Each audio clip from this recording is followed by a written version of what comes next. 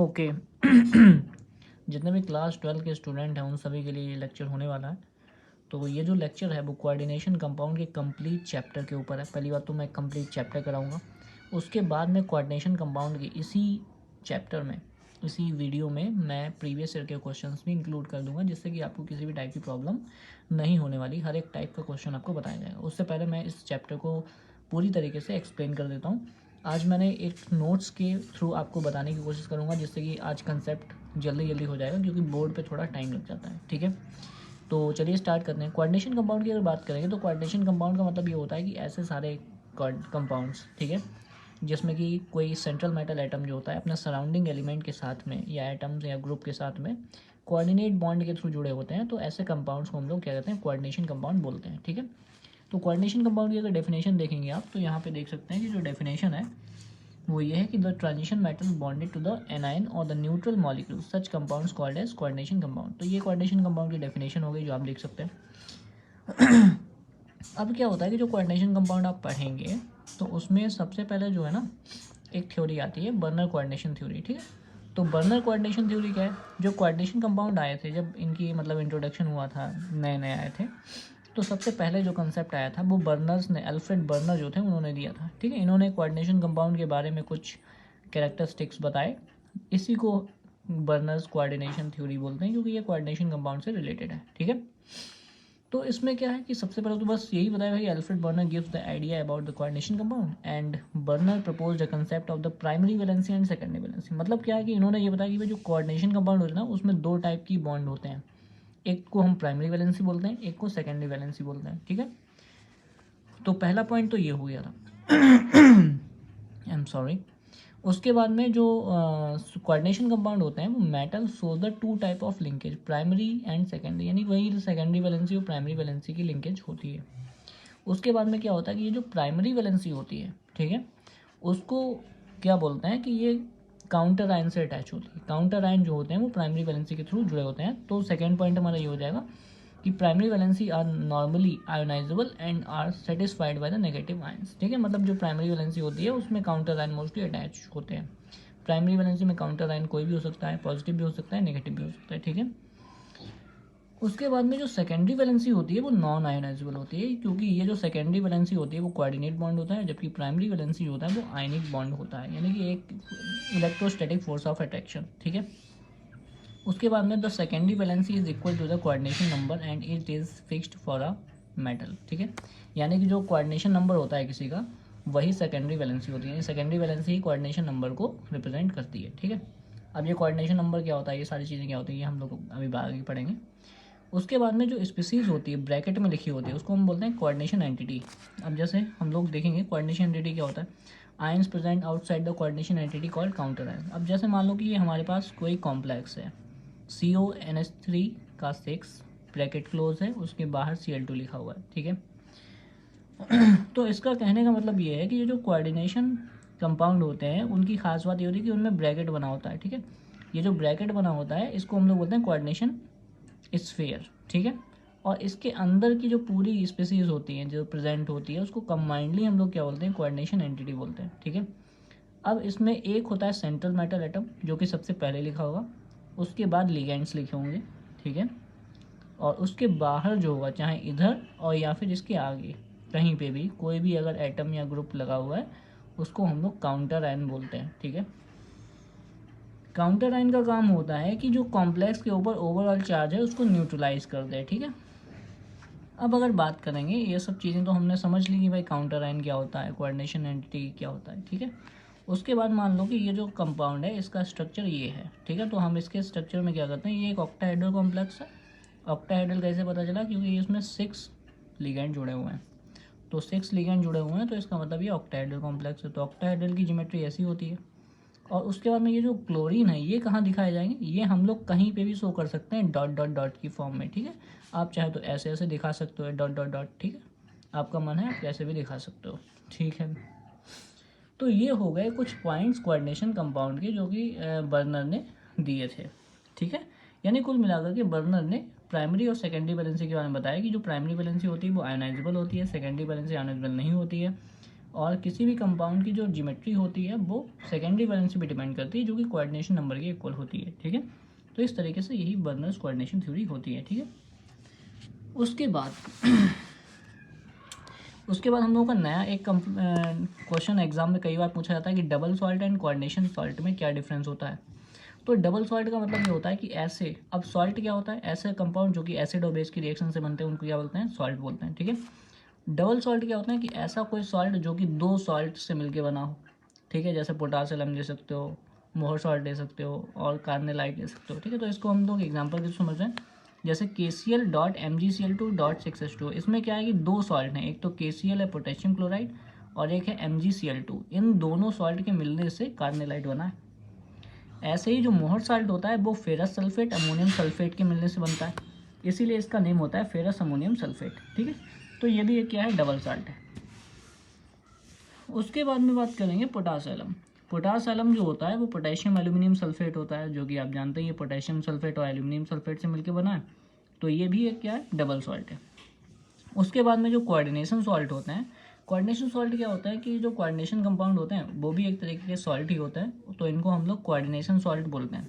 अब इन दोनों में डिफरेंस क्या होता है कि जो हमारे डबल सॉल्ट होते हैं ये कम्प्लीटली आयोनाइज हो जाते हैं, यानी अगर वाटर में आप डालेंगे तो कम्प्लीटली आयोनाइज हो जाएंगे, जबकि जो कोऑर्डिनेशन सॉल्ट होते हैं वो कम्प्लीटली आयोनाइज नहीं होते हैं, क्योंकि उनके बीच में एक स्ट्रॉन्ग फोर्स ऑफ अट्रैक्शन होता है जिसको हम लोग बोलते हैं कोऑर्डिनेशन बॉन्ड। ठीक है, जो कि नॉन पोलर होता है नेचर में। ठीक है, ओके, इतना आई होप आपको समझ में आया होगा, यानी 6 मिनट में हमने मतलब भर का समझ लिया। उसके बाद में आ जाओ कुछ यहाँ पे हम लोग स्पेसिफिक टर्म्स का यूज़ करेंगे, जैसे लिगेंड्स क्या होते हैं।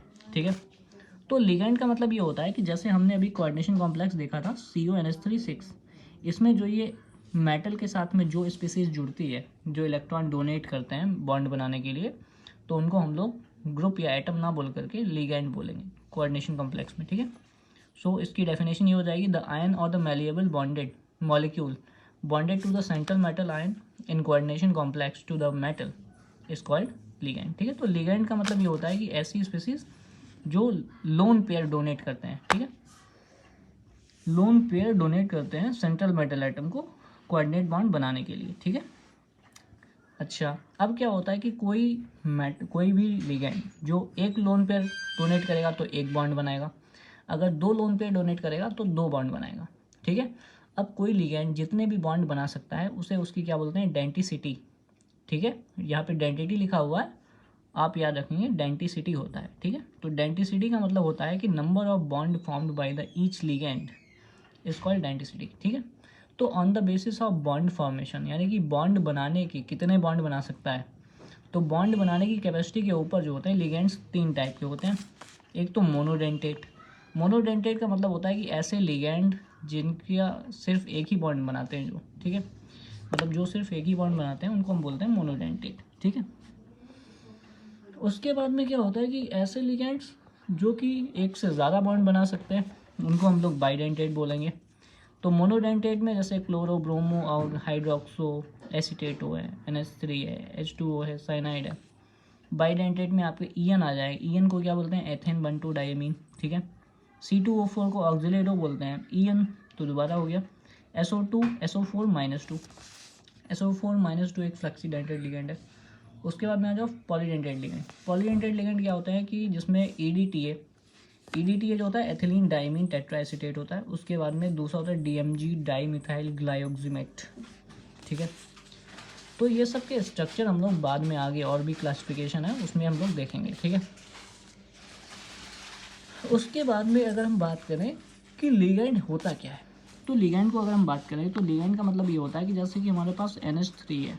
ठीक है, इसके पास एक लोन पेयर होता है, तो अगर ये मेटल से बॉन्ड बनाना चाहता है तो उसको अपने इलेक्ट्रॉन डोनेट करने पड़ेंगे मेटल को। ठीक है, तो ऐसी कोई भी स्पीसीज जो इलेक्ट्रॉन डोनर होती है, ठीक है, जो इलेक्ट्रॉन डोनर होती है उसको हम लोग लिगेंड बोलते हैं। ठीक है, अब इलेक्ट्रॉन डोनेट तो तब करेगा ना जब उसके पास एक्स्ट्रा इलेक्ट्रॉन होंगे, यानी उसके पास या तो लोन पेयर होने चाहिए स्पीसीज के पास, और या फिर उसके पास में नेगेटिव चार्ज होना चाहिए, यानी नेगेटिव चार्ज या लोन पेयर वाली स्पीसीज ही इलेक्ट्रॉन डोनेट कर पाएगी, इसीलिए उसको हम लोग क्या बोलेंगे, लिगेंड बोलेंगे। ठीक है, तो सारे ग्रुप लिगेंड नहीं होते हैं, सिर्फ वही ग्रुप लिगेंड्स बोले जाते हैं जो इलेक्ट्रॉन डोनेट करके कोऑर्डिनेशन बॉन्ड की फॉर्मेशन कर सकते हैं। ठीक है, ओके।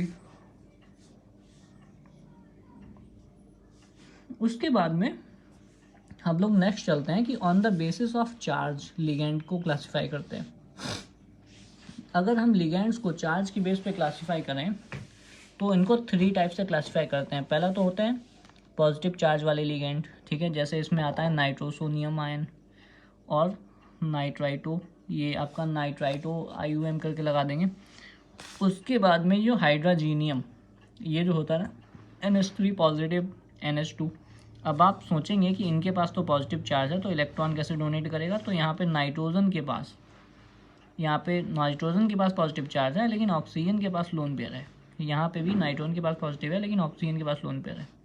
यहाँ पे देखो इस वाले नाइट्रोजन पे तो पॉजिटिव चार्ज है लेकिन इस वाले नाइट्रोजन के पास में एक लोन पेयर प्रेजेंट है। इसका मतलब है कि ये इलेक्ट्रॉन डोनेट कर सकता है। ठीक है, तो इसका मतलब ये लिगेंड की तरह वर्क करेगा। उसके बाद में दूसरे होते हैं एनायनिक लिगेंड। एनायनिक लिगेंड तो मतलब जानते ही हो कि जिनके पास नेगेटिव चार्ज है वो सभी क्या कर सकते हैं, इलेक्ट्रॉन डोनेट कर सकते हैं। तो ये सब एग्जांपल है हमारे एनायनिक लिगेंड के। ठीक है, उसके बाद में हम यहाँ पे NC भी लिख सकते हैं। NC क्या होता है, आइसोसाइनाइडो। ठीक है, इसको बोलते हैं। ओके, उसके बाद में क्या होता है कि न्यूट्रल लिगेंड की खास बात क्या होती है, 3-4 हैं जिनके नाम याद रखें। इनको H2O को एक्वा लिखते हैं, NH3 को एमाइन लिखते हैं, EN को एथेन 1,2 डायमीन लिखते हैं और PPH3 को ट्राइफिनाइल फॉस्फीन लिखते हैं। ठीक है, PPH3 को ट्राइफिनाइल फॉस्फीन लिखा जाता है। उसके बाद ये जो लिगेंड्स हो गए इनके टाइप हो चुके हैं। उसके बाद हम लिगेंड्स देखेंगे। लिगेंड्स में एक टाइप होता है एम्बिडेंट लिगेंड, जो एग्जाम में कई बार पूछा गया है कि एम्बिडेंट लिगेंड क्या होता है। तो एम्बिडेंट लिगेंड का मतलब ये होता है कि ऐसे सारे लिगेंड जिनके पास बॉन्ड बनाने के लिए 2 साइड होती हैं लेकिन वो बॉन्ड किसी एक ही साइड से बनाएंगे तो उनको हम एम्बिडेंट लिगेंड्स बोलते हैं। जैसे कि NO2 है, CN है, HCN है। ठीक है, तो NO2 जो है ना, जब N के नाइट्रोजन के थ्रू बॉन्डेड होता है तो उसको हम लोग लिखते हैं N नाइट्राइटो, और अगर ऑक्सीजन के थ्रू जुड़ेगा तो इसको ONO करके लिखेंगे, इसको बोलेंगे O नाइट्राइटो। ठीक है, ऐसा ही साइनाइड होता है। साइनाइड में अगर कार्बन के थ्रू जुड़ता है तो CN लिखते हैं, अगर नाइट्रोजन के थ्रू जुड़ेगा तो NC लिखेंगे। ठीक है, NC को हम लोग आइसोसाइनाइडो बोलेंगे। HCN क्या होता है, थायोसाइनाइडो होता है, और इसको अगर नाइट्रोजन के थ्रू जोड़ा जाएगा तो NCS हो जाएगा, इसको हम लोग में आइसोथायोसाइनाइडो। ठीक है, उसके बाद यहाँ पे दूसरा ये कॉम्प्लेक्स का टाइप आया है कि भाई कॉम्प्लेक्स कितने टाइप के होते हैं। कॉम्प्लेक्स का मतलब कोऑर्डिनेशन कंपाउंड। ठीक है, तो कोऑर्डिनेशन कंपाउंड 2 टाइप के होते हैं। ठीक है, तो पहला तो है हेट्रोलेप्टिक और होमोलेप्टिक। होमोलेप्टिक और हेट्रोलेप्टिक का मतलब क्या होता है, जैसे कि हमने 2 एग्जाम्पल ले लिए, डेफिनेशन आप अपने आप लिख सकते हो। जैसे CONH3 6 ब्रैकेट क्लोज है, ऊपर चार्ज लिखा हुआ है। यहाँ पे हम देख रहे हैं कि ये जो है ना, सबसे पहले जो लिखा है ये सेंट्रल मेटल एटम है और ये हमारे लिगेंड है। ठीक है, तो सेंट्रल मेटल एटम और लिगेंड, जब सारे लिगेंड एक जैसे होते हैं, यानी कि सेंट्रल मेटल एटम के साथ जो लिगेंड जुड़े हैं वो सभी एक ही जैसे होते हैं, तो उस कोऑर्डिनेशन कॉम्प्लेक्स को हम लोग बोलते हैं होमोलेप्टिक। होमो मतलब एक जैसे। ठीक है, और अगर मान लो कि उसमें एक से ज़्यादा टाइप के लिगेंड प्रेजेंट हैं कोऑर्डिनेशन कॉम्प्लेक्स में, तो उसको हम लोग बोलते हैं हेट्रोलेप्टिक कॉम्प्लेक्स। यानी ये एक हेट्रोलेप्टिक कॉम्प्लेक्स है और ये एक होमोलेप्टिक कॉम्प्लेक्स है। आई होप आपको समझ में आ गया होगा। ठीक है, उसके बाद में द मोस्ट इंपॉर्टेंट पॉइंट इसकी नॉमेनक्लेचर। ठीक है, अब नॉमेनक्लेचर यार कैसे करेंगे, कोऑर्डिनेशन कॉम्प्लेक्स की जो नॉमेनक्लेचर ना, उसका वीडियो ऑलरेडी पड़ा हुआ है, आप जाकर के कोऑर्डिनेशन कॉम्प्लेक्स की प्लेलिस्ट में जाकर के चेक कर सकते हैं। ठीक है, बहुत सारे एग्जाम्पल वहाँ पे पड़े हुए हैं। तो सबसे पहले तो क्या होता है कि किसी भी कोऑर्डिनेशन कॉम्प्लेक्स को हमें नेम करने से पहले क्या करना होता है कि जो कोऑर्डिनेशन स्फीयर होता है, ये जो ब्रैकेट बना होता है इसको बोलते हैं कोऑर्डिनेशन स्फीयर। तो सबसे पहले हमें कोऑर्डिनेशन स्फीयर का जब हम नेम करते हैं तो कोऑर्डिनेशन स्फीयर में लिगेंड्स का नेम पहले लिखते हैं। ठीक है, तो central metal atom is listed first, जो कि पता ही है सबसे पहले सेंट्रल मेटल में लिखा होता है। The ligand are listed in alphabetical order and the negative charge ligand. अब क्या होता है कि जैसे हमारे पास एग्जांपल है कि कोई भी कॉम्प्लेक्स है, ये ले रहे हैं। ठीक है, यहाँ देखो आगे काउंटर आयन नहीं है, इसका मतलब है कि इसका कोई मतलब ही नहीं बनता। तो यहाँ पे हमें क्या करना है कि जब भी कोऑर्डिनेशन स्फीयर शुरू होता है तो उसमें लिगेंड्स का नेम पहले लिखते हैं। अगर लिगेंड्स एक जैसे हैं तब तो कोई बात नहीं, लेकिन अगर लिगेंड्स एक से ज़्यादा हैं तो हमें अल्फ़ाबेटिकल ऑर्डर में लिगेंड्स के नेम लिखने हैं। ठीक है, अच्छा, दूसरी बात क्या होती है कि जो लिगेंड नेगेटिवली चार्ज होते हैं उन सभी के नाम के लास्ट में ओ लगा देंगे, जैसे क्लोरो ब्रोमो या क्लोरिडो ब्रोमिडो आइडाइडो, है ना, इस तरीके से लिखा लेंगे, लास्ट में ओ लगा लेंगे, ठीक है। और जो न्यूट्रल लिगेंड होते हैं उनका नेम हम ऐसे नॉर्मली ही लिखते हैं, जैसे यहाँ पे अगर हम नेम लिखेंगे तो हेक्सा एमाइन लिखेंगे और फिर क्रोमियम, उसके बाद में हम ऑक्सीडेशन स्टेट निकालेंगे।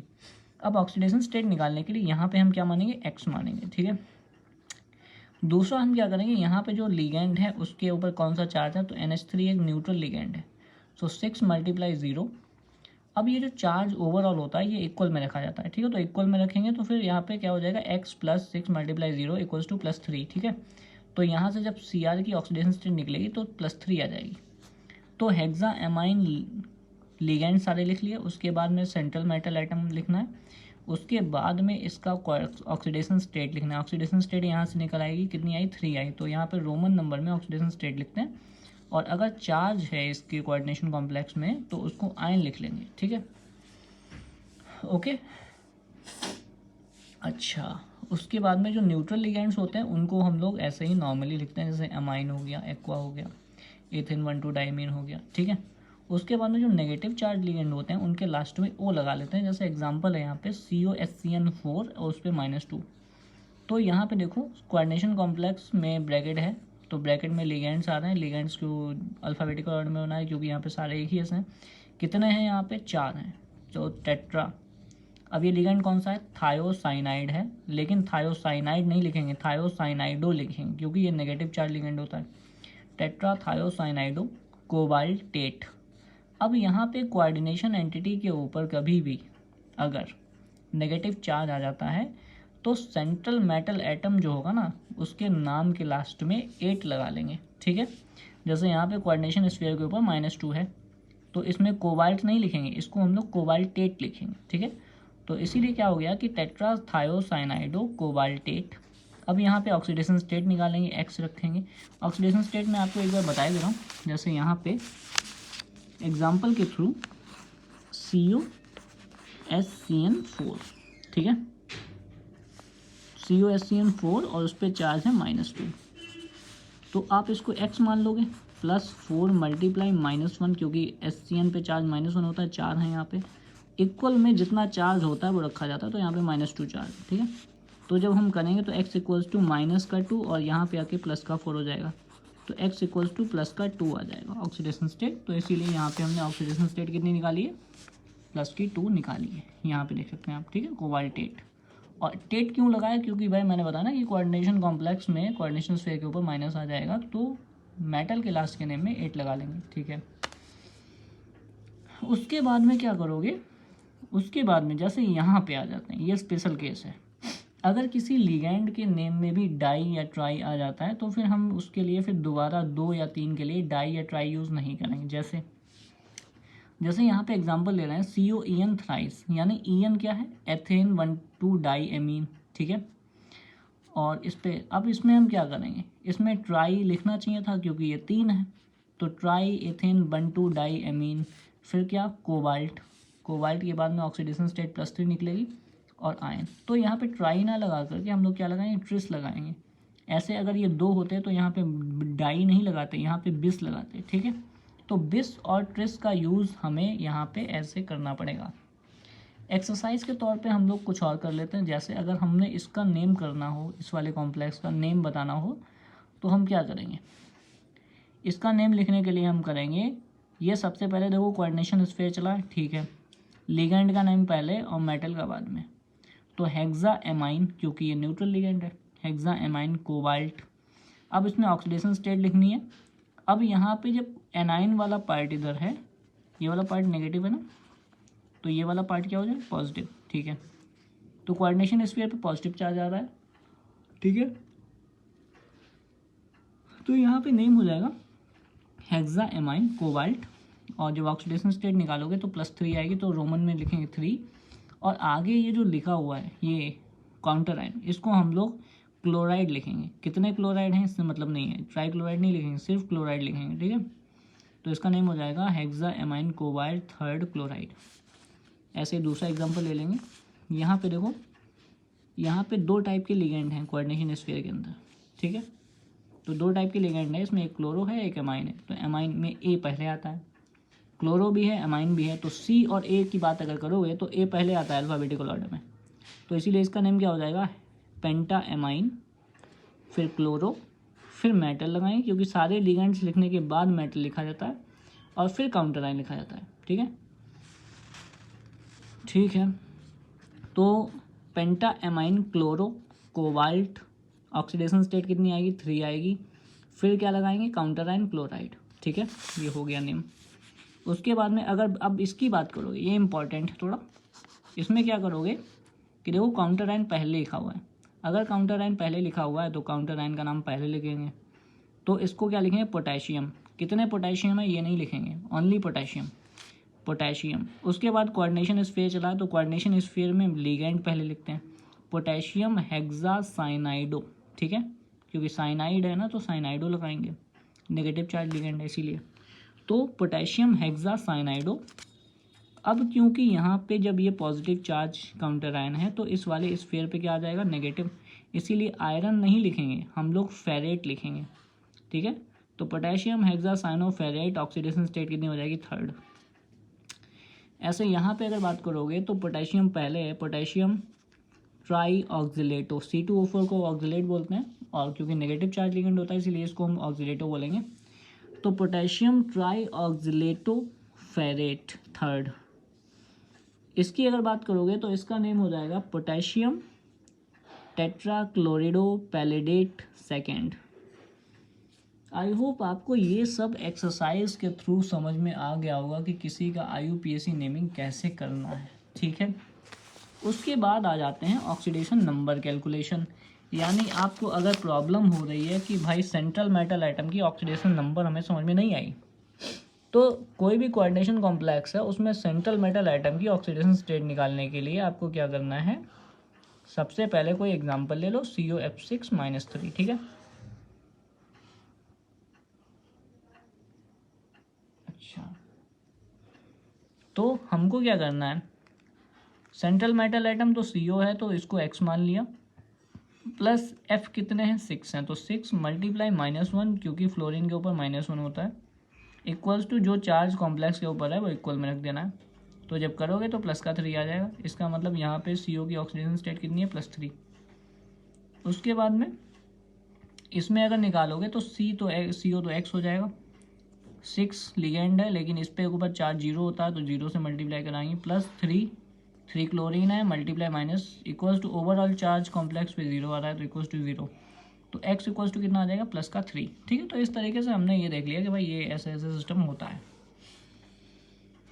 अब अगर बात करें कि जो कोऑर्डिनेशन कॉम्प्लेक्स होते हैं वो अगर वाटर में डाले जाते हैं तो आयोनाइज हो जाते हैं, लेकिन ये पूरी तरीके से आयोनाइज नहीं होते हैं। तो नंबर ऑफ आयंस कितने मिलेंगे वाटर में डालने पे, तो आयोनाइजेशन ऑफ कोऑर्डिनेशन कंपाउंड, तो ड्यूरिंग द आयोनाइजेशन, यानी अगर हम कोऑर्डिनेशन कॉम्प्लेक्स को पानी में डालें तो क्या होगा, तो जैसे हमने एग्जांपल लिया CONH3 6 और Cl3, तो खास बात ये होती है कि ये जो इतना पार्ट है ना, ये वाला पार्ट जो कोऑर्डिनेशन स्फीयर है, ये पार्ट कभी भी पोलराइज नहीं होता है, ब्रेक डाउन नहीं होगा। काउंटर आयन जो है टूट जाएंगे सारे, तो काउंटर आयन कितने, 3 लगेंगे क्लोरीन, तो 3 क्लोरीन हमें मिल जाएंगे, और प्लस ये पूरा स्पीसीज मिल जाएगा। तो ये पूरा स्पीसीज जब 3 क्लोरीन पे -3 हो गया तो ओवरऑल इस पर कितना आएगा, +3। तो यहाँ पे अगर हम इसको वाटर में ऐड करते हैं इस वाले कंपाउंड को, तो हमें कितने आयंस मिलेंगे ड्यूरिंग डिसोसिएशन, 4 आयंस मिलेंगे, यानी टोटल आयंस कितने मिलेंगे, 4 आयोनाइजेशन पे। ठीक है, ऐसे ही अगर बात करोगे तो यहाँ पे ये पूरी कोऑर्डिनेशन एंटिटी है, ये तो टूटेगी नहीं, ये क्लोरीन टूट जाएगा। ठीक है, तो ये 2 क्लोरीन और प्लस ये पूरा, तो कितने आयंस मिलेंगे, 3। ऐसे ही हम क्या करेंगे, किसी भी कंपाउंड में जितने ज़्यादा आयंस होंगे तो उसमें कंडक्टेंस की वैल्यू भी क्या आएगी, ज़्यादा आएगी, because conductance is directly proportional to number of ions. ठीक है, तो इससे क्वेश्चन ये भी बन सकता है कि भाई which compound will have more conductivity value. ठीक है, तो इसको इस तरीके से भी पूछा जा सकता है। उसके बाद में आप अगर देखेंगे तो हमारे पास में है कॉम्प्लेक्स, जो क्या बोलते हैं, आइसोमेरिज्म। ठीक है, अब यहाँ पे आइसोमेरिज्म आई है किसकी, कोऑर्डिनेशन कॉम्प्लेक्स की। तो जो कोऑर्डिनेशन कॉम्प्लेक्स होते हैं उसमें ऑक्टाहेड्रल और स्क्वायर प्लेनर दो में ही हमें क्या देखना है, ज्योमेट्री वो पढ़नी है, क्या बोलते हैं, आइसोमेरिज्म। तो आइसोमेरिज्म दो टाइप की होती है, एक तो स्टीरियो आइसोमेरिज्म होती है, पहला तो स्ट्रक्चरल आइसोमेरिज्म पढ़ेंगे, उसके बाद में स्टीरियो पढ़ेंगे। तो स्ट्रक्चरल आइसोमेरिज्म में कौन कौन सी होती है, लिंकेज आइसोमेरिज्म आती है, कोऑर्डिनेशन आइसोमेरिज्म आती है, आयोनाइजेशन और सॉल्वेट। ठीक है, सबसे पहले हमको क्या करना है, अगर लिंकेज आइसोमेरिज्म है तो वहाँ पे हमेशा ही क्या होगा, एक ऐसा लिगेंड होगा जिसको हम लोग क्या बोलते हैं, एम्बिडेंट लिगेंड। अगर एम्बिडेंट लिगेंड प्रेजेंट है और उसके लिंकेज में चेंज हो रहा है, जैसे ONO करके जुड़ा है और NO2 करके जुड़ा है, तो वहाँ पे लिंकेज आइसोमेरिज्म होगी। एग्जांपल के थ्रू हम लोग आगे देखेंगे। कोऑर्डिनेशन आइसोमेरिज्म कहाँ होती है, कोऑर्डिनेशन आइसोमेरिज्म, हाँ ओके। तो अभी बीच में कुछ डिस्टर्बेंस हो गया, I am sorry for that. तो हमको क्या करना है, एक्चुअली हम लोग क्या करने वाले हैं, जो सबसे पहले स्ट्रक्चरल आइसोमेरिज्म है उसके बारे में पढ़ने वाले हैं। तो structural isomerism one by one पढ़ लेते हैं। सबसे पहले तो हमारे पास लिंकेज आइसोमेरिज्म है। अब यहाँ पे ये कॉम्प्लेक्स दिया है और ये दो कॉम्प्लेक्स दिए होंगे आपको, और पूछा जाएगा कि भाई किस में कौन सी आइसोमेरिज्म हो रही है। तो इसमें हम ये देख रहे हैं कि भाई इसमें देखो NO2 दिख रहा है, ठीक है, और इसमें भी NO2 दिख रहा है, लेकिन इसमें ONO करके लिखा हुआ है, इसमें NO2 करके लिखा हुआ है। ऐसे ही CN भी हो सकता है, NC भी हो सकता है, HCN भी हो सकता है, NCS भी हो सकता है। इस टाइप के अगर कभी हो रहे हैं जिसमें कि लिंकेज में चेंज हो रहे हैं, तो उन आइसोमर्स को हम लोग बोलते हैं लिंकेज आइसोमर्स, और उस आइसोमेरिज्म को हम लोग बोलेंगे लिंकेज आइसोमेरिज्म। ठीक है, दूसरा क्या होता है, कोऑर्डिनेशन आइसोमेरिज्म। इसमें क्या होता है कि इस टाइप के कॉम्प्लेक्स दिए होंगे, जैसे कि जिसमें दो कोऑर्डिनेशन स्फीयर बने होंगे, ठीक है, इसमें एक ये हो गया, एक ये हो गया। तो इसमें अगर हम देखेंगे इन दोनों में, ये एक पूरा कॉम्प्लेक्स और ये एक पूरा कॉम्प्लेक्स, तो इसमें हमने देखा कि CO के साथ में NH3 जुड़ा है और CR के साथ में CN जुड़ा है, जबकि इसमें CO के साथ CN जुड़ा है और CR के साथ NH3 जुड़ा हुआ है।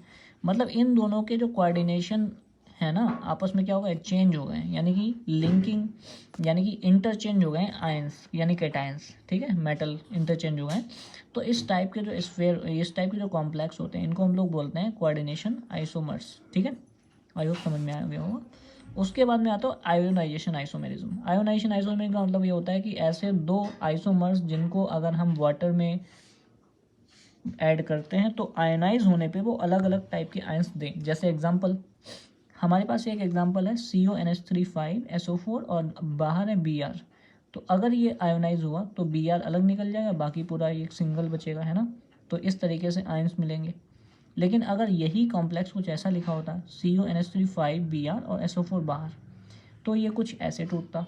इसका मतलब यहाँ पे हम ये देख रहे हैं कि यहाँ पे आयंस में चेंज हो रहा है, यानी कि आयोनाइजेशन करने पे आयंस अलग अलग मिल रहे हैं।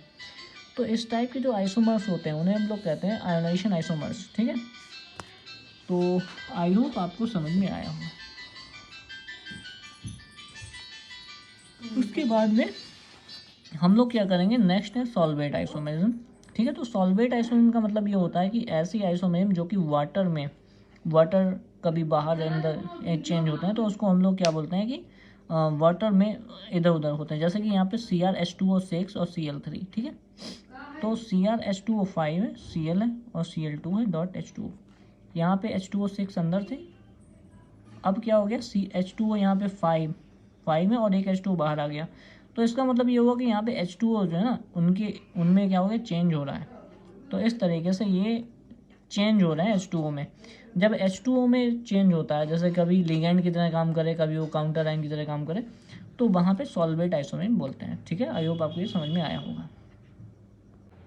ओके, तो कहने का मतलब ये है कि हम लोग अब स्ट्रक्चरल आइसोमेरिज्म हम लोगों ने पढ़ ली थी, उसके बाद हम लोग क्या करने वाले हैं, ज्योमेट्रिकल आइसोमेरिज्म पढ़ने वाले हैं। ठीक है, तो ज्योमेट्रिकल आइसोमेरिज्म का मतलब ये होता है कि भाई हमको इसमें क्या करना है कि ज्योमेट्रिकल आइसोमेरिज्म देखनी है। ठीक है, तो ज्योमेट्रिकल आइसोमेरिज्म हम लोगों को दो कंपाउंड में देखनी है, एक तो ऑक्टाहेड्रल और एक आपका स्क्वायर प्लेनर। ठीक है, टेट्राहेड्रल में तो शो होती ही नहीं है, क्योंकि उसमें ज्योमेट्रिकल का मतलब होता है कि ऐसे आइसोमर्स जिसमें सिस ट्रांस वाले होते हैं, तो उनको बोलते हैं। ठीक है, तो ज्योमेट्रिकल आइसोमर्स जो होते हैं वो सिस ट्रांस आइसोमर्स भी बोले जाते हैं। इसमें क्या होता है कि अगर एक ही जैसे आइसोमर्स, एक ही जैसे लिगेंड सेम साइड में होंगे तो उसे सिस बोलेंगे, और एक जैसे लिगेंड अगर अलग अलग 180 पे जुड़े हुए हैं तो उसको हम लोग ट्रांस बोलेंगे। ठीक है, एग्जाम्पल के तौर पे हम लोग देख सकते हैं, जैसे कि हम लोगों के पास में यहाँ पे स्क्वायर प्लेनर कॉम्प्लेक्स की अगर बात कर रहे हैं, तो ऐसा कोई स्क्वायर प्लेनर पे कॉम्प्लेक्स है जिसमें कि ये तो मेटल है और दो लिगेंड जो है ना, 4 लिगेंड होंगे स्क्वायर प्लेनर में, जिसमें कि दो लिगेंड सेम होते हैं। ठीक है, जैसे एग्जांपल ले लिया PT NH3 2 हैं और Cl भी 2 हैं। तो अगर हम क्या करते हैं, इनको इस तरीके से अरेंज कर लेते हैं, तो यहाँ पे हम देख रहे हैं कि NH3 सेम साइड में आ रहे हैं, ठीक है। तो इसका मतलब ये वाले जो आइसोमर होते हैं इनको हम लोग क्या बोलते हैं, सिस आइसोमर, ठीक है। ऐसे ही मान लो कि दूसरा कोई कॉम्प्लेक्स हमने बनाया, मतलब उसका मॉलिक्यूलर फॉर्मूला तो सेम है, लेकिन लिगेंड्स को हमने ऐसे अरेंज कर दिया है जिससे कि ये लिगेंड एक दूसरे के, यानी कि जो सेम लिगेंड है वो एक दूसरे के अपोजिट में लगे हैं। तो ऐसा जो आइसोमर होता है उसको हम लोग बोलते हैं ट्रांस आइसोमर, ठीक है।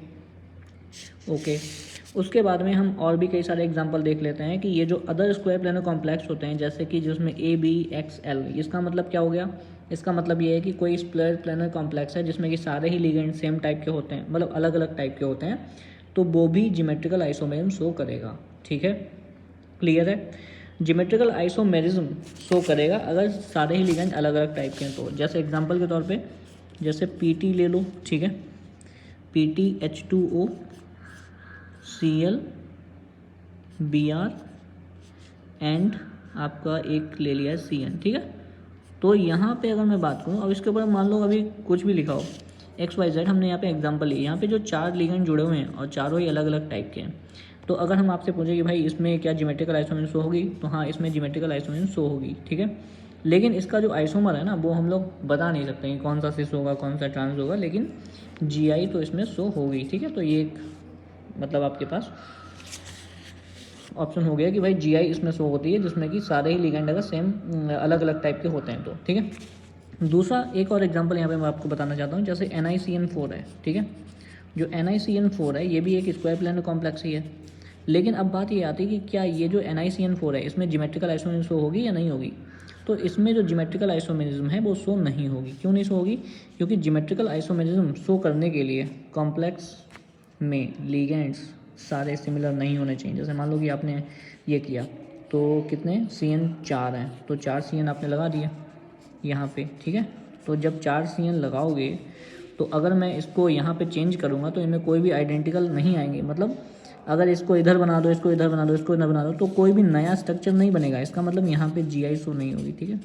तो GI का मतलब ये होता है कि जो ज्योमेट्रिकल आइसोमेरिज्म है वो ऐसे स्क्वायर प्लेनर कॉम्प्लेक्सेस में शो नहीं होती है जिसमें कि सारे ही लिगेंड, यानी चारों लिगेंड अगर सेम टाइप के हैं, तो वहाँ पे GI हमें देखने को नहीं मिलेगी, ठीक है। उसके बाद में हम लोग नेक्स्ट की तरफ बढ़ते हैं ठीक है। उसके बाद में हमको क्या कहा गया है कि जो टेट्राहेड्रल कॉम्प्लेक्सेस होते हैं does not show due to the same some bond angle between the same bond angle. कहने का मतलब ये होता है कि जो टेट्राहेड्रल कॉम्प्लेक्स होते हैं वो ज्योमेट्रिकल आइसोमेरिज्म शो नहीं करते हैं। उसका रीज़न पूछ सकता है आपसे बोर्ड में, ठीक है। तो ज्योमेट्रिकल आइसोमेरिज्म टेट्राहेड्रल कॉम्प्लेक्स क्यों नहीं शो करते हैं, क्योंकि उनमें क्या होता है कि जो हर एक लिगेंड होता है उनके बीच पहली बात तो सारे प्लेन में नहीं होते हैं, और अरेंजमेंट में जो बॉन्ड एंगल है वो सेम होता है, ठीक है। इसीलिए वो GI शो नहीं करते हैं।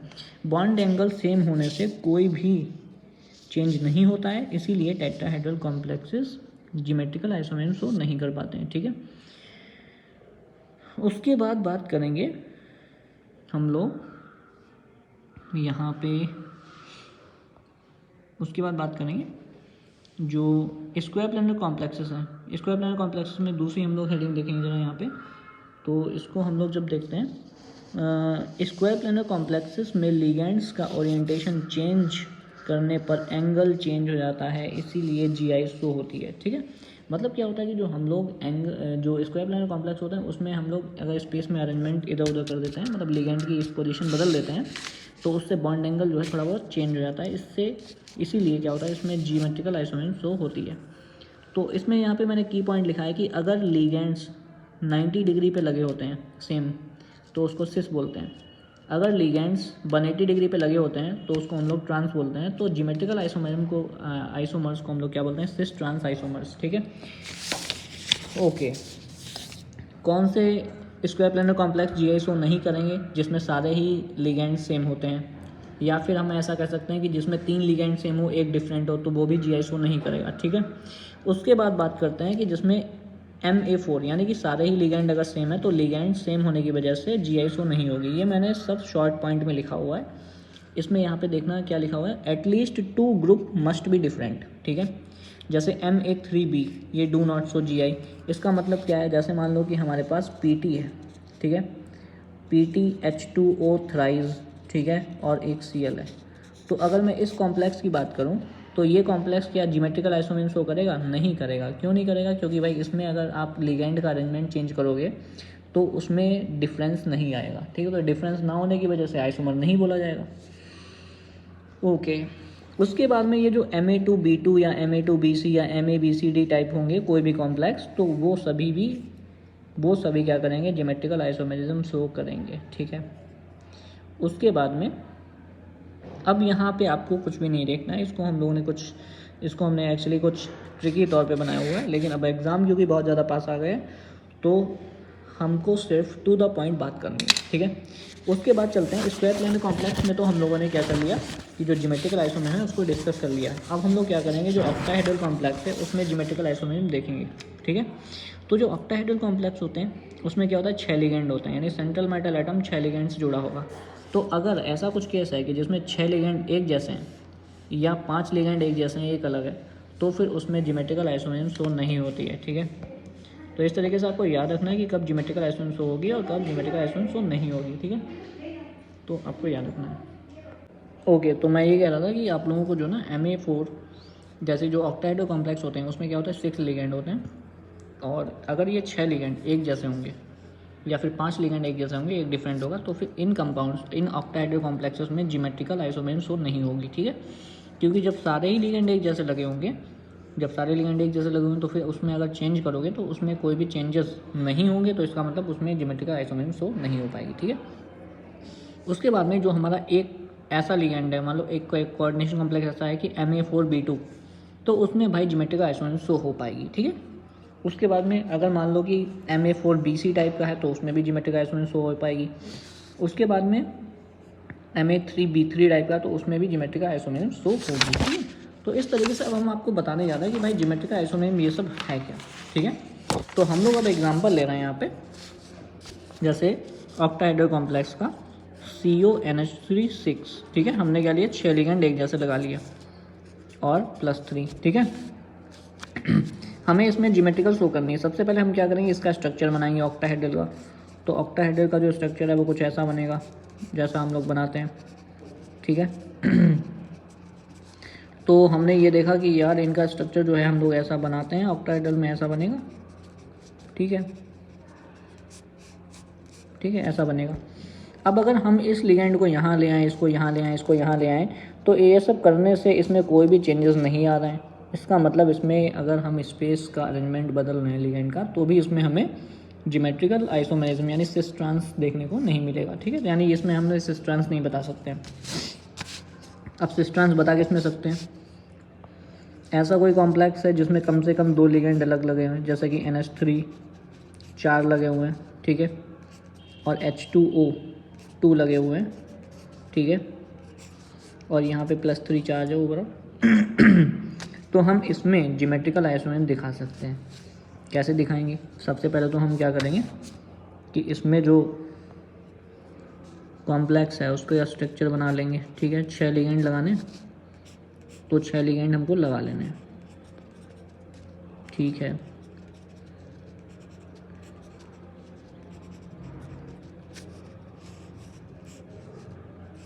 और जो 2 लिगेंड है यानी जो H2O बचे हैं उनको हम लोग टर्मिनल पे लगा रहे हैं, ठीक है। तो एक तो स्ट्रक्चर ऐसा बना लिया हमने, ठीक है। दूसरा स्ट्रक्चर ऐसा भी बना सकते हैं कि भाई ये कॉम्प्लेक्स जो है ना ऐसा भी बन सकता है CO, ठीक है। तो हमने क्या किया, H2O, ठीक है, H2O NH3, ये NH3, यहाँ पे भी NH3 हो गया और यहाँ पे भी NH3, ठीक है। तो इन दोनों कॉम्प्लेक्सेस में हम क्या देख रहे हैं कि इसको अगर हम देखें तो ये 90 डिग्री पे लगे हैं, ठीक है। इनको देखेंगे, दोनों सेम लिगेंड 90 डिग्री पे लगे हैं, ये भी सेम लिगेंड 90 डिग्री पे लगे हैं, ये भी सेम लिगेंड 90 डिग्री पे लगे हैं। मतलब इस वाले स्ट्रक्चर में हम देख रहे हैं कि जो सेम लिगेंड हैं वो 90 डिग्री पे ही लगे हुए हैं, ठीक है। इसका मतलब ये कौन सा स्ट्रक्चर है? सिस यानी ये सिस फॉर्म है। इसमें अगर हम देखें कि ये दोनों 90 पे लगे हैं, ठीक है, ये दोनों भी 90 पे लगे हैं, ठीक है, ये भी 90 पे ही है, लेकिन ये वाला और ये वाला एक दूसरे के क्या है 180 पे हैं। तो अगर मान लो कि ऐसी कोई कंडीशन होती है जिसमें कि एक भी लिगेंड 180 पे लगा हुआ है, तो वो हमेशा क्या बोला जाएगा? ट्रांस। तो ये इसका ट्रांस आइसोमर है, ठीक है। आई होप आपको समझ में आया होगा। तो सिस और ट्रांस का मतलब ये होता है कि ऑक्टाहेड्रल कॉम्प्लेक्सेस में सिस और ट्रांस ऐसे ड्रॉ करना है आपको। ऐसे आप कोई भी एग्जांपल लेकर के ड्रॉ कर सकते हो, ठीक है। उसके बाद में आई एम सॉरी, उसके बाद में आप कई सारे एग्जांपल ले सकते हो, जैसे कि आपके पास अब ऑप्टिकल आइसोमेरिज्म पे चलते हैं, ठीक है। ऑप्टिकल आइसोमेरिज्म की अगर बात करोगे तो ऑप्टिकल आइसोमेरिज्म का मतलब ये होता है कि भाई डेक्स्ट्रो और लीवो, ठीक है, ये दो तरीके के होते हैं। तो इसकी अगर थ्योरी आपको देखनी है तो आप देख सकते हैं, नोट्स में मैंने लिखी हुई है। इसमें क्या बताया गया कि if any compound having the plane of symmetry, अगर किसी भी कंपाउंड में प्लेन ऑफ सिमेट्री है, सेंटर ऑफ सिमेट्री है, एक्सिस ऑफ सिमेट्री है, तो वो जो है ना एक दूसरे के ऊपर सुपर इम्पोजेबल होते हैं और वो सभी कंपाउंड ऑप्टिकली इनएक्टिव होंगे। मतलब उसमें किसी भी टाइप की सिमेट्री नहीं होनी चाहिए। सिमेट्री का मतलब कट करने पर पोर्शन सेम नहीं होने चाहिए। जो स्क्वायर प्लेनर कॉम्प्लेक्स होते हैं उनमें प्लेन ऑफ सिमेट्री अगर नहीं है, मतलब जो स्क्वायर प्लेनर कॉम्प्लेक्सेस होते हैं उनमें प्लेन ऑफ सिमेट्री होती है, इसीलिए उसमें जो है मोस्टली हमें ऑप्टिकल आइसोमेर देखने को नहीं मिलती है, ठीक है। अब क्या है कि हम देखेंगे जो ऑप्टिकल आइसोमेर है उसमें टेट्राहेड्रल में देखेंगे और ऑक्टाहेड्रल में देखेंगे, ठीक है। तो अगर कोई ऐसा टेट्राहेड्रल कॉम्प्लेक्स है जिसमें कि सारे ही लिगेंड सेम लगे हैं तो उसमें ऑप्टिकल आइसोमेर शो नहीं होगी। ऑप्टिकल आइसोमेर का मतलब आप लोगों ने ऑर्गेनिक केमिस्ट्री में ऑलरेडी पढ़ा होगा कि ऑप्टिकल आइसोमेर का मतलब होता है प्लेन पोलराइज्ड लाइट को रोटेट करना, ठीक है। तो इसमें अगर कोई ऑक्टाहेड्रल कॉम्प्लेक्स है जिसमें कि डिफरेंट लिगेंड जुड़े हुए हैं ABCD, यानी कि कुल मिलाकर के जो कॉम्प्लेक्स है ना उसमें सारे ही लिगेंड्स क्या होने चाहिए, अलग अलग होने चाहिए, ठीक है। अगर सारे लिगेंड्स अलग अलग हैं तो वो ऑप्टिकल आइसोमेर शो करेगा, अदरवाइज नहीं शो करेगा, ठीक है। तो कहने का मतलब ये है, ठीक है। अब क्या करना है कि हमें एग्जाम्पल ले लेना है इन सब के, क्योंकि हमने इस नोट्स में ये तो बताया कि भाई ऑप्टिकल आइसोमेर क्या होती है, लेकिन इसके एग्जाम्पल मैंने इसमें नहीं शो किए हैं, ठीक है। तो मैं ये इसके थ्रू शो करने जा रहा हूँ। अब जैसे मान लो कि यहाँ पे हमने एग्जांपल लिया NiCO4 का, ठीक है। तो ये एक ऑक्टाहेड्रल कॉम्प्लेक्स है, लेकिन इसमें सारे लिगेंड एक जैसे हैं, ठीक है। जब सारे लिगेंड एक जैसे हैं तो फिर इसका मतलब यहाँ पे ऑप्टिकल आइसोमेरिज्म शो नहीं होगी। है तो ये ऑक्टाहेड्रल, है तो ये टेट्राहेड्रल कॉम्प्लेक्स, लेकिन इसमें ऑप्टिकल आइसोमेरिज्म इसलिए शो नहीं होगी क्योंकि इसके सामने अगर आप मिरर रखेंगे तो ये लेफ़्ट वाला पार्ट राइट, राइट वाला लेफ़्ट, जो कि एक ही जैसा बन जाएगा। जब एक ही जैसा बनेगा तो इसका मतलब है कि वही कंपाउंड है, ये आइसोमर नहीं है उसका, ठीक है। तो यहाँ पे ऑप्टिकल आइसोमेरिज्म शो नहीं होगी, ठीक है।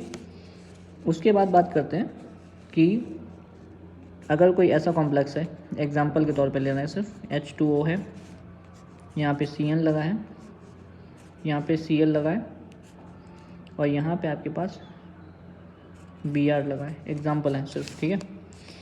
तो सबसे पहली बात तो ये है कि जो सेंट्रल मेटल एटम है वो क्या होना चाहिए, डिफरेंट डिफरेंट लिगेंड से जुड़ा होना चाहिए, ठीक है। तो डिफरेंट डिफरेंट लिगेंड से अगर जुड़ा हुआ है तो इसका मतलब ये है कि भैया उसमें जो है ना कोऑर्डिनेशन कॉम्प्लेक्स, उसमें अगर मिरर रखेंगे बीच में तो लेफ़्ट वाला पार्ट राइट में और राइट वाला लेफ़्ट में अपीयर होगा, ठीक है। तो इसको हम लोग कुछ ऐसे बना सकते हैं कि जो Ni होगा वो ऐसे ऐसे बनेगा, यानी कि जो इधर वाला CN वाला पार्ट है वो इधर आ जाएगा, ठीक है। और ये आपका Cl यहीं रहेगा क्योंकि लेटरल इन्वर्जन होता है। लेटरल इन्वर्जन का मतलब लेफ़्ट का राइट, राइट का लेफ़्ट। CN इधर आ जाएगा और ये जो Br है वो इधर आ जाएगा। उसके बाद में ये H2O ऐसा ही रहेगा, ठीक है। तो हमने क्या देखा, फ्लिपिंग हो जाएगी, क्यों, क्योंकि मिरर रखने पर अगर इसमें लेटरल इन्वर्जन हो जाए तो इसका मतलब है वो ऑप्टिकली एक्टिव है, यानी कि ये वाला जो ऑक्टाहेड्रल कॉम्प्लेक्स है ये ऑप्टिकली एक्टिव है, ठीक है। तो ये ऑप्टिकल आइसोमेर शो करेगा, ठीक है। ऐसे ही कोई भी एग्जांपल ले सकते हैं। कोई भी टेट्राहेड्रल कॉम्प्लेक्स सिर्फ तभी ऑप्टिकली एक्टिव होता है जब उसमें सारे लिगेंड क्या होते हैं, अलग अलग होते हैं। अगर एक भी लिगेंड एक जैसा लग गया, सेम लग गया, तो वो ऑप्टिकल आइसोमेर शो नहीं करेगा, ठीक है। आई होप आपको क्लियर हो रहा होगा। उसके बाद में हम लोग एग्जाम्पल लेते हैं ऑक्टाहेड्रल कॉम्प्लेक्स का, ठीक है। पहली बात तो ये है कि अगर किसी ऑक्टाहेड्रल कॉम्प्लेक्स में सारे लिगेंड सेम है तो उसमें ऑप्टिकल आइसोमेर तो शो होनी नहीं है, यानी कि लेफ़्ट राइट, राइट लेफ़्ट हो ही नहीं पाएगा, ठीक है। और उसके बाद में अगर ऑक्टाहेड्रल कॉम्प्लेक्सेस में सारे ही लिगेंड सेम है तो उसमें ज्योमेट्रिकल आइसोमेर, यानी कि जो ऑप्टिकल आइसोमेर शो नहीं होगी, यानी इसमें ये ऑप्टिकली इनएक्टिव है, ठीक है। उसके बाद में हम क्या करेंगे, ऑप्टिकली एक्टिव है या नहीं है तो हमें पता करना है। तो इसके बाद में हम लोग क्या करेंगे, जैसे मान लो कि हमारे पास कुछ ये एग्जांपल है H2O4, ठीक है, और Cl2 एग्जांपल ले रहे हैं।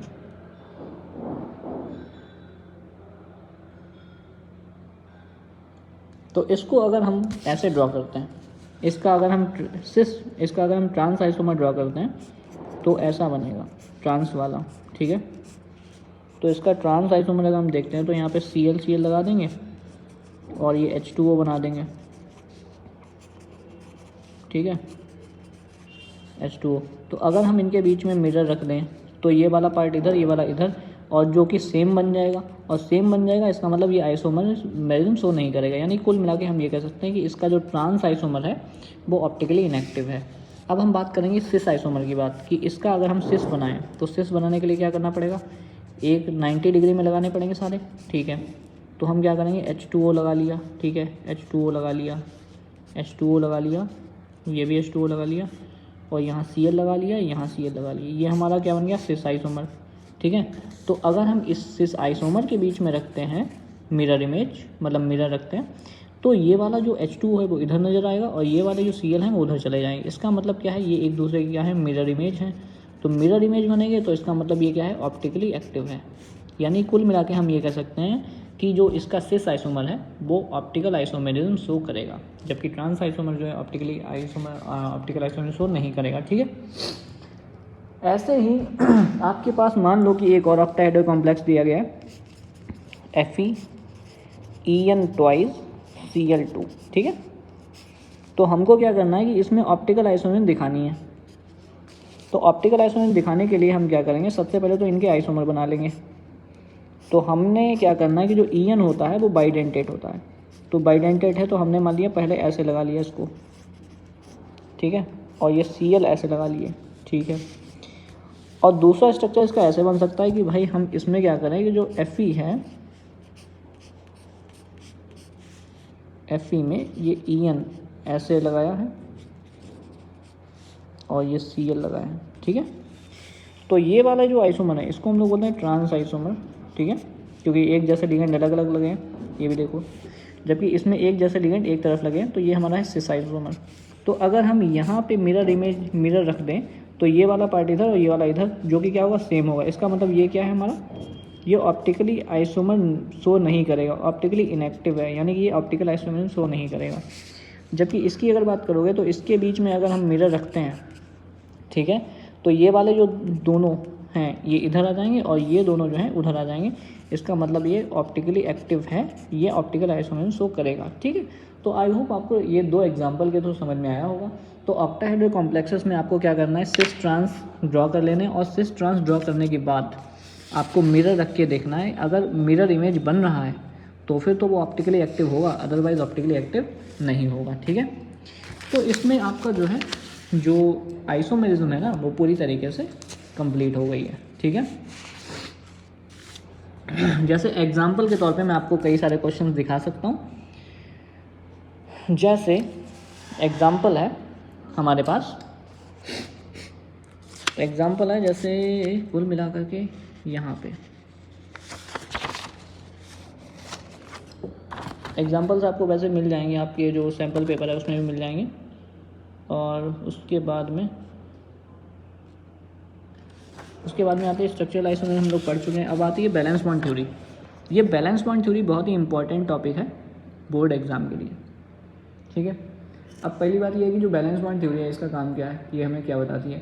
तो बैलेंस बॉन्ड थ्योरी जो है किसी भी कोऑर्डिनेशन कॉम्प्लेक्स की हमें ज्योमेट्री के बारे में बताती है, ठीक है, और उसमें कौन सा हाइब्रिडाइजेशन हुआ है इसके बारे में बताती है, ठीक है। तो बैलेंस बॉन्ड थ्योरी ये कहती है कि जो भी सेंट्रल मेटल एटम होता है वो लिगेंड से इलेक्ट्रॉन्स गेन करता है, ठीक है। लिगेंड से क्या करेगा, लोन पेयर इलेक्ट्रॉन गेन करेगा और अपने बैकेंड ऑर्बिटल में उन लोन पेयर इलेक्ट्रॉन्स को रखेगा, ठीक है।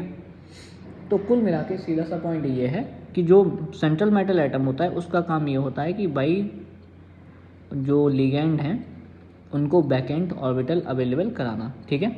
तो बस यही इसकी थ्योरी है। According to this theory metal ion use its sp and d orbital during the bonding when approaches to the ligand, यानी कि जो लिगेंड से इलेक्ट्रॉन मिलते हैं उसको वो अपने sp या d ऑर्बिट्स में रखता है, अवेलेबल कराता है, ठीक है। अब यहाँ पे जो हाइब्रिडाइजेशन होता है, अगर मान लो कोई सेंट्रल मेटल एटम है उसने अपना एक s ऑर्बिटल यूज़ किया और 3 p ऑर्बिटल यूज़ किया तो sp3 हाइब्रिडाइजेशन हो जाएगा, एक डी यूज़ किया, एस का एक और पी के दो, तो DsP2 हाइब्रिडाइजेशन हो जाएगा। अब इन सब की ज्योमेट्री फिक्स है, जैसे sp3 पे ज्योमेट्री होती है टेट्राहेड्रल, DsP2 पे ज्योमेट्री होती है स्क्वायर प्लेनर, sp3d पे ट्राइगोनल बाइपिरामिडल, sp3d2 पे ऑक्टाहेड्रल और d2sp3 पे भी ऑक्टाहेड्रल। ठीक है, आई होप आपको इतना आपने पढ़ा होगा इन सब चीज़ों के बारे में।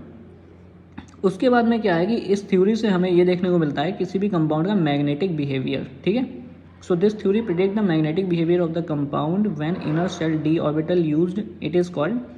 अब क्या होता है कि ये जो बैलेंस पॉइंट थ्योरी है ये कहती है भाई जो ऑक्टाहेड्रल कॉम्प्लेक्स होते हैं वो दो टाइप के होते हैं, इनर ऑर्बिटल कॉम्प्लेक्स और आउटर ऑर्बिटल कॉम्प्लेक्स। तो अगर मान लो कि आपका हाइब्रिडाइजेशन में अंदर की सेल का डी ऑर्बिटल यूज़ होता है तो उसको हम लोग बोलते हैं इनर ऑर्बिटल कॉम्प्लेक्स। ठीक है, और अगर बाहर वाली वैलेंस सेल का डी ऑर्बिटल यूज़ होता है तो उसको हम बोलेंगे आउटर ऑर्बिटल कॉम्प्लेक्स। ठीक है, उसके बाद में हमको क्या दिया, when the outer d shell orbital, तो वही है। अब क्या है, अब हम लोग एग्जाम्पल के थ्रू चलेंगे। कहने का मतलब क्वेश्चन कैसे आएगा, बात तो ये है। अब जैसे हमें कोई एक कॉम्प्लेक्स दे दिया CONH3 6, ठीक है, CONH3 6 क्या है, ये एक कोऑर्डिनेशन कॉम्प्लेक्स है। इसमें हमें इसकी क्या बतानी है, ज्योमेट्री बतानी है कि भाई इसकी ज्योमेट्री कैसी है। ठीक है, तो हमें सबसे पहले क्या करना है कि जो कोबाल्ट है, कोबाल्ट को देखना है और कोबाल्ट के ऊपर कितनी ऑक्सीडेशन स्टेट है, +3 है। ठीक है, अब ये पता कैसे चलेगा, इसके लिए हम क्या करेंगे, सेंट्रल मेटल एटम की ऑक्सीडेशन स्टेट निकालेंगे। तो सेंट्रल मेटल एटम की ऑक्सीडेशन स्टेट यहाँ से +3 निकलेगी जब x मान के निकालेंगे। ठीक है, तो कोबाल्ट की ऑक्सीडेशन +3 है, हमें इसका क्या करना है, इलेक्ट्रॉनिक कॉन्फ़िगरेशन लिख लेना है। तो इलेक्ट्रॉनिक कॉन्फ़िगरेशन में क्या आएगा, 3d6 4s0 एंड 5p0, क्योंकि 4s ऑर्बिटल आगे खाली होंगे तो हमने उसको शो कर लिया है। ठीक है, उसके बाद में ये जो NH3 जो होता है वो एक वीक फील्ड लिगेंड होता है, लेकिन कोबाल्ट के साथ में स्ट्रॉन्ग फील्ड की तरह काम करेगा। अब ये वीक फील्ड और स्ट्रॉन्ग फील्ड क्या होता है, आपको याद रखना है कि जो स्ट्रॉन्ग फील्ड लिगेंड होते हैं, ठीक है, उसमें CO, CN, EN और NO2, ठीक है, इन 4 लिगेंड्स को छोड़ करके बाकी सारे लिगेंड, ये सारे कैसे होते हैं, स्ट्रॉन्ग फील्ड लिगेंड होते हैं। मतलब ये सारे जो लिगेंड होते हैं वो स्ट्रॉन्ग फील्ड होते हैं, और बाकी के जो लिगेंड्स होते हैं इनको छोड़ करके वो सभी क्या होते हैं, वीक फील्ड होते हैं। जिसमें कि NH3 को आप एक्सेप्शनली नोट करेंगे कि जो NH3 होता है अगर कोबाल्ट के साथ जुड़ा होता है तो वो एक स्ट्रॉन्ग फील्ड लिगेंड की तरह काम करेगा। ठीक है, तो हमने ये देखा कि भाई यहाँ पे CONH3 में जो NH3 है वो कोबाल्ट के साथ जुड़ा है, इसका मतलब यहाँ पे स्ट्रॉन्ग फील्ड की तरह काम करेगा NH3। अब स्ट्रॉन्ग फील्ड लिगेंड की खास बात क्या होती है कि जो स्ट्रॉन्ग फील्ड लिगेंड होते हैं वो अगर डी ऑर्बिटल में अनपेयर्ड इलेक्ट्रॉन है तो उन अनपेयर्ड इलेक्ट्रॉन को जंप करा करके पेयर करा देते हैं। ठीक है, तो इससे क्या होगा कि ये दोनों ही इलेक्ट्रॉन क्या होंगे, अपने इधर वाले ऑर्बिटल्स में जंप कर जाएंगे। तो जंप करने के बाद वैकेंट ऑर्बिटल अवेलेबल हो जाएंगे, ये ऑर्बिटल खाली हो जाएंगे। ठीक है, अब जो खाली ऑर्बिटल होते हैं वो आपस में क्या हो जाएंगे, मिक्स हो जाएंगे। ठीक है, मिक्सिंग ऑफ वैकेंट ऑर्बिटल यहाँ पे देखने को मिलेगी। तो वैकेंट ऑर्बिटल आपस में मिक्स होकर के क्या बनाएंगे, हाइब्रिड ऑर्बिटल। इसी को हम लोग क्या बोलते हैं, हाइब्रिडाइजेशन। तो यहाँ पे जो हाइब्रिडाइजेशन हो रहा है वो कौन सा हो रहा है, D2sp3, क्योंकि D के 2 ऑर्बिटल, S का 1 और P के 3। तो इस हाइब्रिडाइजेशन को हम लोग बोलते हैं D2sp3। तो कितने D2sp3 बनेंगे, 1 2 3 4 5 6, यानी 6 D2sp3 हाइब्रिड ऑर्बिटल्स बनेंगे। ठीक है, उसकी बाद अगर बात करें तो जो कोऑर्डिनेशन कॉम्प्लेक्स होते हैं उसमें जो हाइब्रिडाइजेशन हुआ है वो D2sp3। अब देखो हमने ये देखा कि भाई इसमें जो D ऑर्बिटल है वो पीछे वाली सेल का यूज़ हुआ है, लास्ट वाली सेल का यूज़ नहीं हुआ है।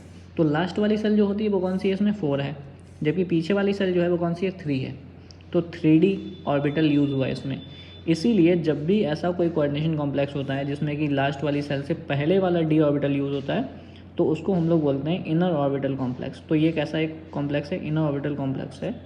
इसकी ज्योमेट्री भी ऑक्टाहेड्रल ही रहेगी। ठीक है, ओके, तो इतनी चीज़ें हमें जो है बैलेंस पॉइंट थ्योरी से बतानी होती हैं। तो ये अब बात ये है कि यहाँ पे एक पॉइंट और आता है कि लो स्पिन और हाई स्पिन। अब यहाँ पे हम देखेंगे कि जो हमारा हाइब्रिडाइजेशन हुआ है उसके बाद में कॉम्प्लेक्स में कभी भी मेटल एटम के पास अनपेयर्ड इलेक्ट्रॉन नहीं बचे। तो अगर यहाँ पे अनपेयर्ड इलेक्ट्रॉन एब्सेंट हैं तो उसको हम लोग बोलेंगे लो स्पिन कॉम्प्लेक्स। ठीक है, लो स्पिन कॉम्प्लेक्स बोलेंगे, कलरलेस बोलेंगे। ठीक है, ये बोलेंगे। ठीक है, अगर अनपेयर्ड इलेक्ट्रॉन प्रेजेंट होते तो फिर उसको हाई स्पिन कॉम्प्लेक्स बोलते और कलर्ड बोलते। ठीक है, तो आई होप आपको इतना समझ में आया होगा। तो यहाँ पे हमने पॉइंट लिखे हैं कि if unpaired electron are present so paramagnetic and coloured, paramagnetic होगा और कलर्ड होगा। पैरामैग्नेटिक का मतलब मैग्नेट से अट्रैक्ट होगा।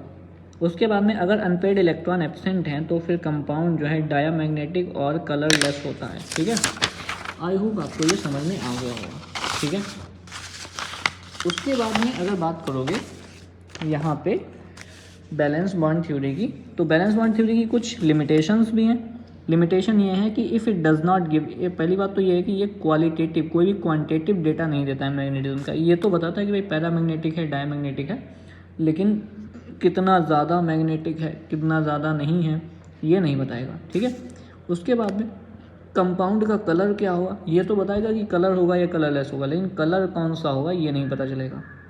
उसके बाद में it does not explain the kinetic और थर्मोडाइनमिक स्टेबिलिटी। इसका मतलब ये कि कोई कॉम्प्लेक्स कितना ज़्यादा स्टेबल है, काइनेटिकली स्टेबल है या थर्मोडाइनमिकली स्टेबल है, कैसा स्टेबिलिटी है, इसके बारे में हमें पता नहीं चलता है। ठीक है, उसके बाद में it does not exact predict the tetrahedral और स्क्वायर प्लेनर ऑफ CN4। मतलब कि जो कॉम्प्लेक्स होता है ना जिसकी कोऑर्डिनेशन नंबर 4 होती है, उनको जो है ना कम्प्लीटली 100% श्योरिटी के साथ नहीं कह सकता है कि ये टेट्राहेड्रल होगा या स्क्वायर प्लेनर होगा। ठीक है, उसके बाद में यहाँ पे स्ट्रॉन्ग फील्ड और वीक फील्ड लिगेंड्स के बारे में भी हमें देखने को नहीं मिलता है कि भाई कैसा है ये। ठीक है, उसके बाद में हमने कुछ यहाँ पे कॉम्प्लेक्सेस लिखे हैं, आप चाहें तो इस पर नज़र मार सकते हैं एक बार, DsP3 वगैरह हाइब्रिडेशन। उसके बाद में हमको ये लेवाइल इनर्ट नहीं देखना है क्योंकि ये हमारी थ्योरी में नहीं है। उसके बाद आ जाओ क्रिस्टल फील्ड थ्योरी।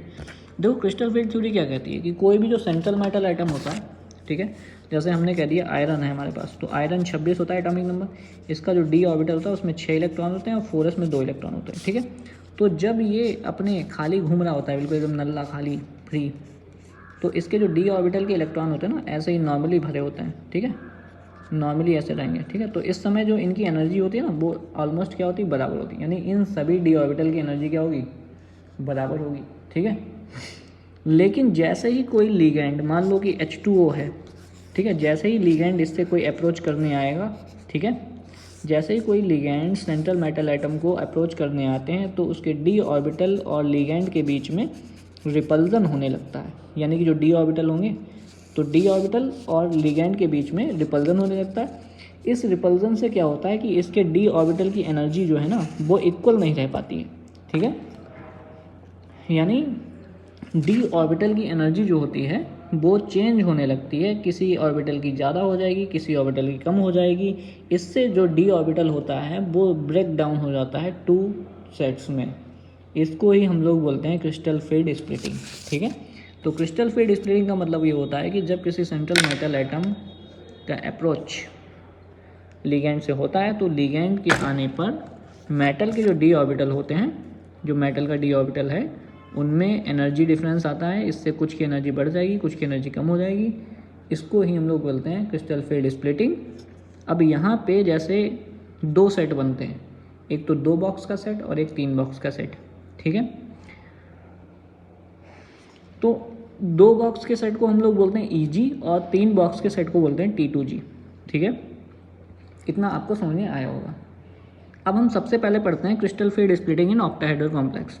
तो ऑक्टाहेड्रल कॉम्प्लेक्स में क्या होता है कि जो d ऑर्बिटल होता है वो स्प्लिट हो जाता है 2 एनर्जी लेवल्स में, T2G और EG। इसमें क्या होता है कि जो EG ऑर्बिटल होते हैं ना उनकी एनर्जी बढ़ जाती है। ठीक है, जो EG ऑर्बिटल होते हैं उनकी एनर्जी बढ़ जाती है, जो नॉर्मल d ऑर्बिटल है उसके कंपैरिजन में EG की एनर्जी थोड़ी ज़्यादा हो जाएगी, जबकि T2G की एनर्जी इन वाले ऑर्बिटल से कम हो जाएगी, इसलिए इनको ग्राफ में नीचे बनाएंगे। ठीक है, तो EG की एनर्जी कितनी बढ़ती है, ऑलमोस्ट 0.6 डेल। अब ये डेल क्या होता है, ये ऑक्टाहेड्रल फील्ड बोला जाता है। ठीक है, ऑक्टाहेड्रल फील्ड एनर्जी या स्प्लिटिंग एनर्जी। ठीक है, और यहाँ पे जो आपका जो 3 बॉक्स होते हैं उनकी एनर्जी होती है 0.4, ऑलमोस्ट क्या होती है, कम हो जाती है। ठीक है, तो इस तरीके से हमको क्या करना है कि जो स्प्लिटिंग है वो दिखानी। ऑक्टाहेड्रल में स्प्लिटिंग इस तरीके से होगी कि EG ऊपर बनाएंगे और T2G नीचे बनाएंगे। अब क्योंकि ये ऊपर बनना है तो इसकी एनर्जी बढ़ रही है तो 0.6 डेल हो जाएगा, जबकि 0.4 इसकी कम हो रही है तो ये माइनस बना लेंगे। ठीक है, इस तरीके से जो CFSC, अब क्या होता है, अब ये सब स्प्लिटिंग होती क्यों है, क्योंकि d ऑर्बिटल में रिपल्जन होता है। ठीक है, उसके बाद में क्या होता है कि ये जो इनके बीच एनर्जी डिफरेंस होता है, T2G और Eg के बीच जो एनर्जी डिफरेंस होता है, इसको हम लोग बोलते हैं क्रिस्टल फील्ड स्प्लिटिंग एनर्जी, ठीक है। So the difference between the energy of the T2G and Eg set is called crystal field splitting energy. अब क्या होता है कि जितना ज़्यादा स्ट्रॉन्ग लिगेंड होगा उतना ज़्यादा रिपल्सन होगा और उतना ही ज़्यादा वो क्या करेगा, इन ऑर्बिटल्स को अलग अलग भेजेगा। मतलब जितना ज़्यादा CFSC होगा, मतलब जितना स्ट्रॉन्ग लिगेंड होगा उतना ही स्प्लिटिंग ज़्यादा होगी, जितना वीक लिगेंड होगा उतनी ही स्प्लिटिंग कम होगी, ठीक है।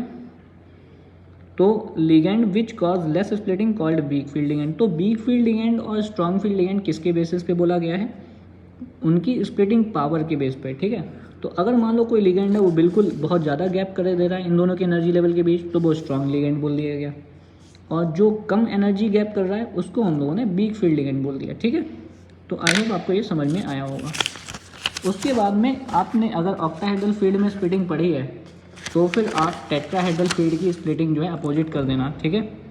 इसमें क्या होगा कि जो ऑक्टाहेड्रल में आपने जो डी ऑर्बिटल होता है जो डी ऑर्बिटल होता है उसमें T2G ऑर्बिटल ऊपर चला जाएगा और Eg ऑर्बिटल डाउन साइड में आएगा, ठीक है। तो T2G की एनर्जी जो है वो 0.4 डेल नॉट बढ़ जाएगी, जबकि Eg ऑर्बिटल की एनर्जी जो है 0.6 कम हो जाएगी, ठीक है, डेल नॉट।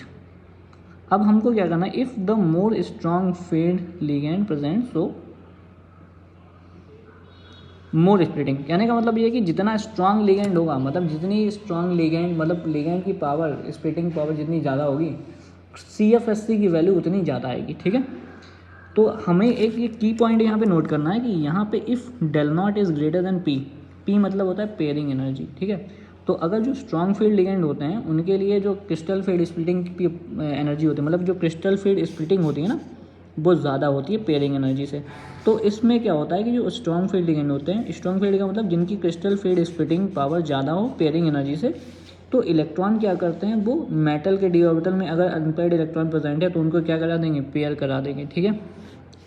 अगर डेल नॉट कम है, डेल नॉट मतलब क्रिस्टल फील्ड स्प्लिटिंग कम है किससे, पेयरिंग एनर्जी से, तो इलेक्ट्रॉन पेयर नहीं होंगे, ठीक है। तो ये हमको की पॉइंट 2 याद रखना है कि del naught greater than P and del naught less than P, ठीक है।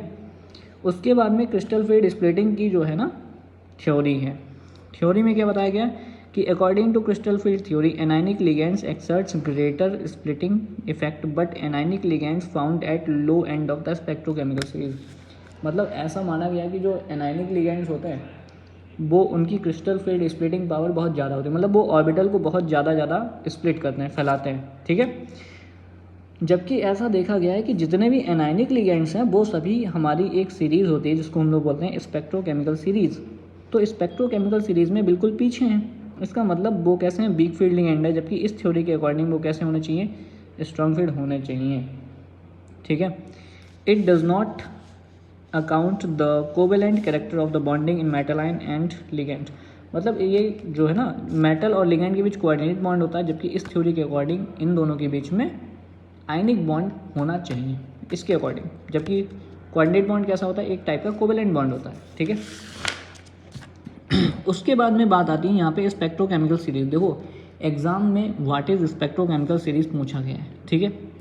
तो स्पेक्ट्रोकेमिकल सीरीज क्या होता है कि कई सारे लिगेंड्स होते हैं, तो उन सभी लिगेंड्स की स्प्लिटिंग यानी कि ऑर्बिटल को तोड़ने की पावर के बेस पे अरेंज किया गया है, ठीक है।